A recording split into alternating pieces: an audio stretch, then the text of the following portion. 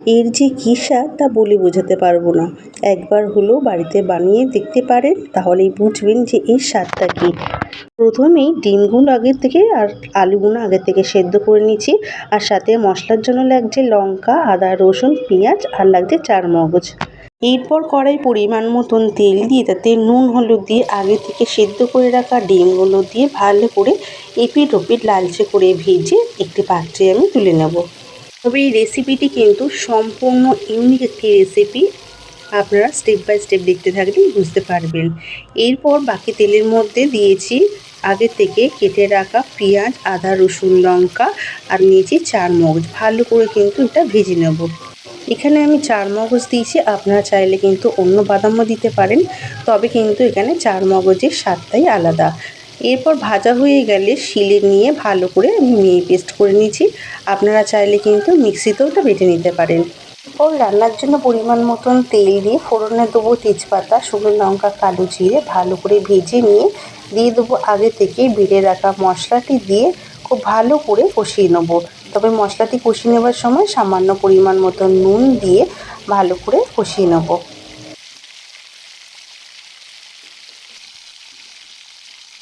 মশলা কষিয়ে নেওয়া হয়ে গেছে। এরপর দিয়ে দেবো আগে থেকে ফেটিয়ে রাখা টক দই। তবে গ্যাসের ফ্লেমটি লো টু মিডিয়ামে রেখে দিয়ে দেবো টক দই বাটি দেওয়া জল দিয়ে বেশ ভালো করে আবার কিছুক্ষণ কষিয়ে নেব।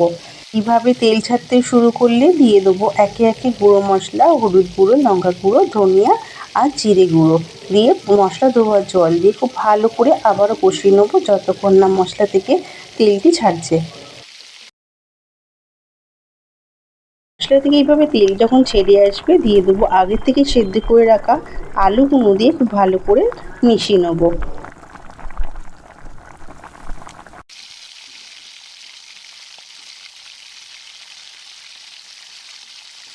কষিয়ে নেওয়া হয়ে গেলে একে একে ভেজে রাখা ডিমগুলো দিয়ে পরিমাণ মতন গ্রেভির জন্য জল দিয়ে নেব। জলটি দিয়ে খুব ভালো করে ফুটিয়ে নেব। ফুটিয়ে নেওয়া হয়ে গেলে নামানোর আগে 1 চামচ গরম মশলা গুঁড়ো দিয়ে খুব ভালো করে ঝোলের সাথে মিশিয়ে নিলে কিন্তু রেডি হয়ে যাবে চারমগজ বাটা দিয়ে ডিমের ইউনিক এবং সুস্বাদু একটি রেসিপি। ডিমের এই ইউনিক রেসিপিটি দেখতে সাধারণ হলেও খেতে কিন্তু অসাধারণ হয়েছিল। আর সময় বলতে পারেন একদম কিন্তু কম সময়ে চটজলদি কিন্তু রেডি হয়ে যায়। তবে আমি বলবো ডিমের একঘেয়েমি রেসিপি না খেয়ে অন্তত একবার হলেও এই রেসিপিটি বাড়িতে বানান, দেখবেন একতলা ভাত কেন 10 তলা ভাত কিন্তু আপনারা শেষ করতে পারবেন। আর এই রেসিপিতে কিন্তু আলু আপনারা না দিলেও কিন্তু দিতে পারেন। আমি আজকে এই রেসিপি ভাতের সাথে পরিবেশন করেছিলাম, আপনারা চাইলে কিন্তু রুটি পরোটার সাথেও এটা ট্রাই করতে পারেন। ডিমের এই রেসিপিটি আপনাদের কেমন লাগলো সেটা কিন্তু কমেন্টের মাধ্যমে জানাবেন। আর আপনারা কে কোথা থেকে দেখছেন সেটাও কিন্তু কমেন্ট করে জানাতে ভুলবেন না। আমার আজকের এই রেসিপি আপনাদের কাছে ভালো লেগে থাকলে লাইক আর শেয়ার করে দেবেন। ফিরছি তাহলে পরবর্তী নতুনত্ব কোনো ভিডিও নিয়ে। ততক্ষণে ভালো খান, ভালো থাকুন, টাটা।